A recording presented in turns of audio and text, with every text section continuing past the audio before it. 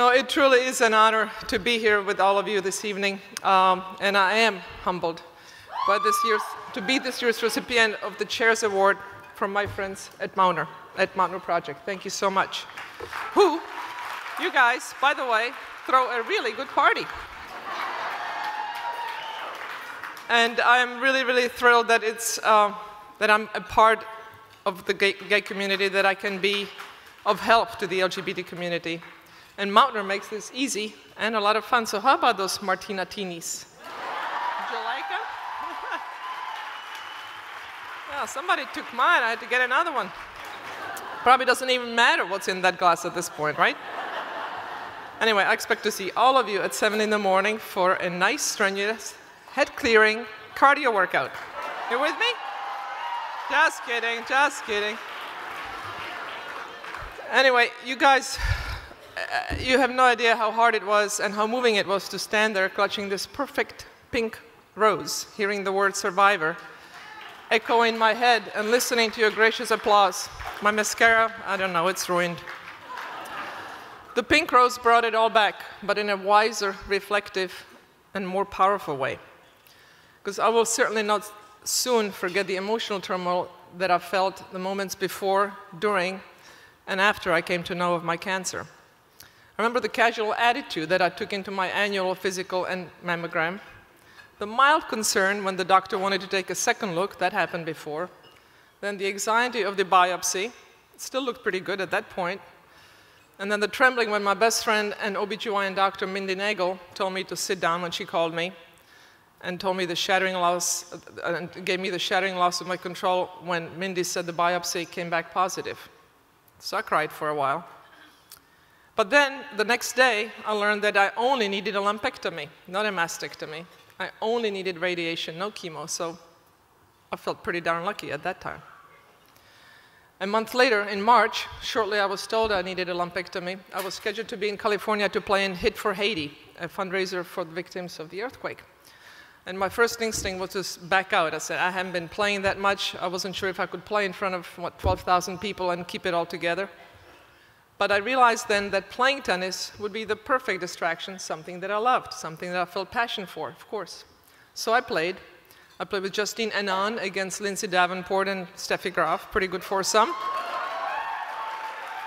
And not to rub it in, but of course we won.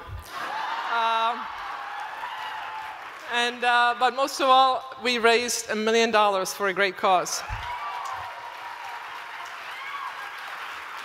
That was on a Friday. Then Saturday and Sunday I played hockey in Denver.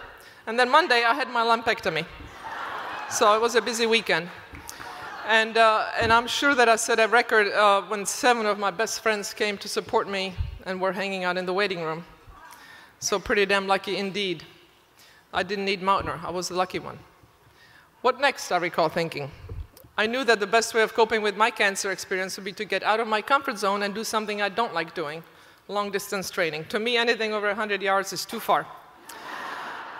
So I trained for the bike leg of a triathlon, and at the end, I managed to get into decent shape and get a decent time. My teammates were pleased, I think at least enough to invite me back again this year, so I'm training again.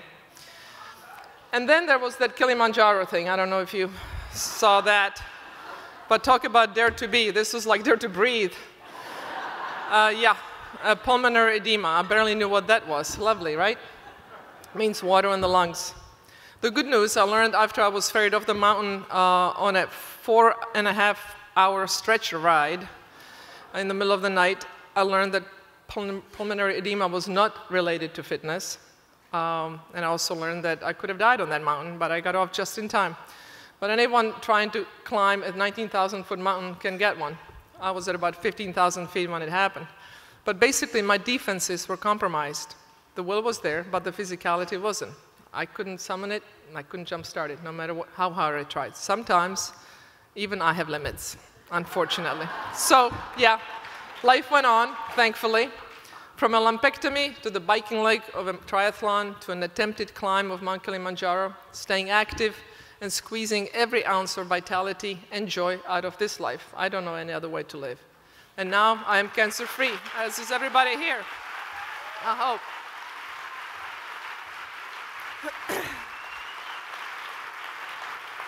So it might be cliche to say it because we say it so much in our culture, but I'm going to say it anyway. It's one word: passion. We can talk about it all day long, but unless you feel it right here, the fluttering around the heart, the rush around your head, and the absolute calm of knowing that you are exactly where you want to be in that moment, unless you have that passion, the talk doesn't matter. So when Mindy said it's positive, it was the deep reservoir of passion in my life that I feared would start to drain away. And I realized at that moment, well, after a private pity party that was very poorly attended, didn't last very long, about 5 minutes, I think, I realized that passion was going to take me out of the darkness. So I've dialed into this passion a bit by talking about my cancer scare as well. No question, this was one of the hardest things that I've actually had to do. It's hard to put something behind you when you're always talking about it. But I also know that by talking about it, I can help others. I look at all the emails and conversations that I've had with women thanking me for speaking out. So I know, once again, that I did the right thing. So the one important message here is this: get tested. Don't delay like I did. It was almost 4.5 years in between my annual exam. So I was lucky when I got the call from my doctor that it wasn't actually worse. It could have been worse. So here I was, the AARP Health and Fitness Ambassador, and I couldn't clear my schedule to get tested. So don't follow my lead on this one, please. You're all smart, thoughtful people. I know we're smart because we're here. So I want you to get tested. Don't delay it. Women up here, the guys down below, get tested, please. Do it. All right? We have some men here, right? Token males. Oh. It's nice not to be outnumbered for a change in one of these LGBT things.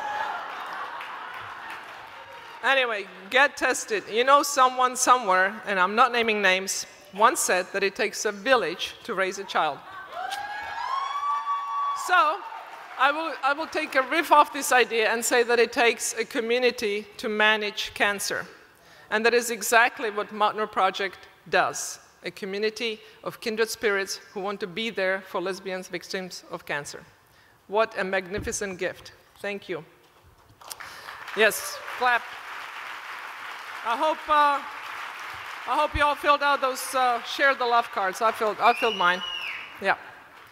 So it is really inspiring to see that Mautner is thinking about the bigger picture, about improving the health of communities and ensuring that people have support. I had mine, I was lucky. Mautner is doing that for so many women. So Mautner is clearly doing its part in this regard with programs like removing, excuse me,